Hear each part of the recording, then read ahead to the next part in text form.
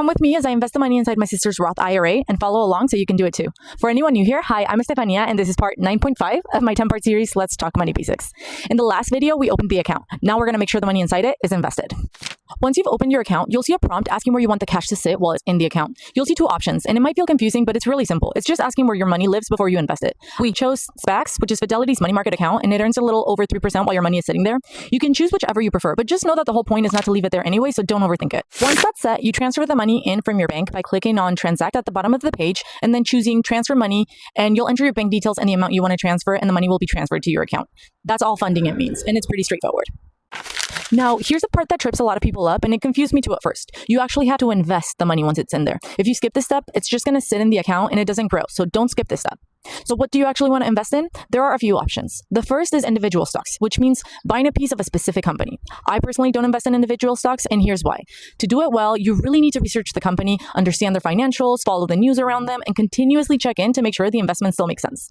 That's a lot of work, and for most people who just want their money to grow without it becoming a part-time job, it's not the most practical approach. What I prefer instead are index funds, which come in two main forms, mutual funds and ETFs. Both track a collection of investments, so instead of putting your money into one company, you're spreading it across many. The difference between them is mostly how they're bought and sold, but for a beginner, it's not something you need to stress about. The point is that they're diversified, low maintenance, and really well suited for a set it and let it grow approach.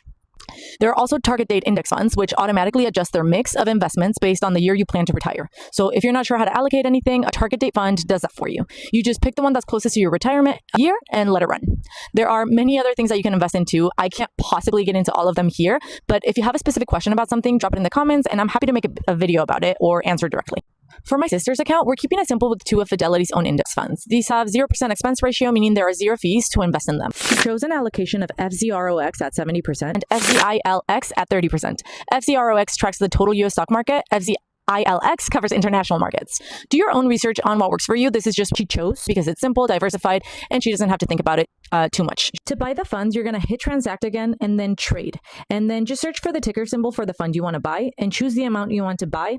Hit preview, double check that it all looks good, and then click order. And you'll see a confirmation screen next. Then, if you're buying anything else, just repeat the same steps. Once you've done that, you're done. And remember, your balance will go up and down, and that's completely normal. Over time, the market has historically averaged around 8 to 12% returns a year. That's how your money starts working for you in the background. My sister didn't know any of this before today, and now she has an account, it's funded, and the money is actually invested. That's all that it takes. If you've been putting this off, let this be your sign. You don't have to have it all figured out. You just have to start. And you guys left so many really good questions on my last video. I'll be addressing them in future videos. And as always, if you have any questions, drop them below, and I'll do my best to answer or make a video about it.